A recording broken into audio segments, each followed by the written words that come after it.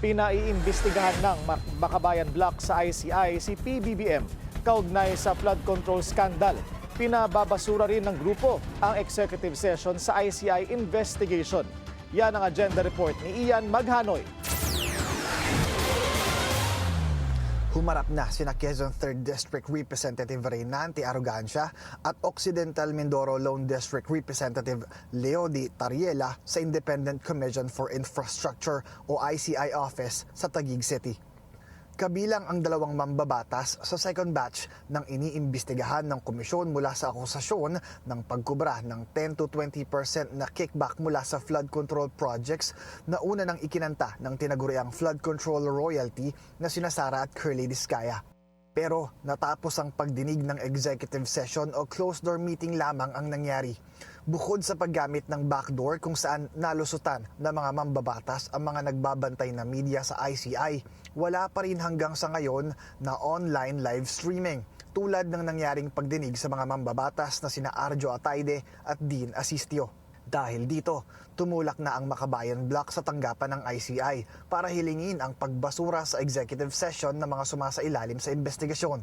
Habang merong nandyan yung regulation na kailangan ng consent ng sinumang sasalang sa hearing na siya ay magko-consent sa live streaming, on paper lang ang commitment na may live streaming na totoo. Dahil ano bang inaasahan natin, no?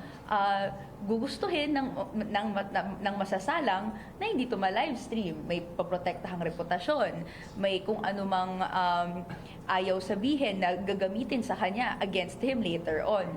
Pero giit ni ICI Executive Director Attorney Brian Hosaka, kailangang sundin ang guidelines para naman mapangalagaan ang karapatan ng mga isinasailalim sa investigasyon.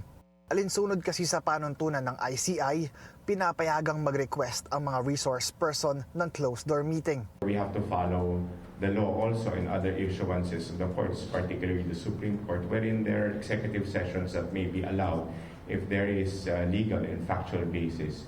In this particular case, the resource persons opted and asked for an executive session, which was granted by the court or by the ICI.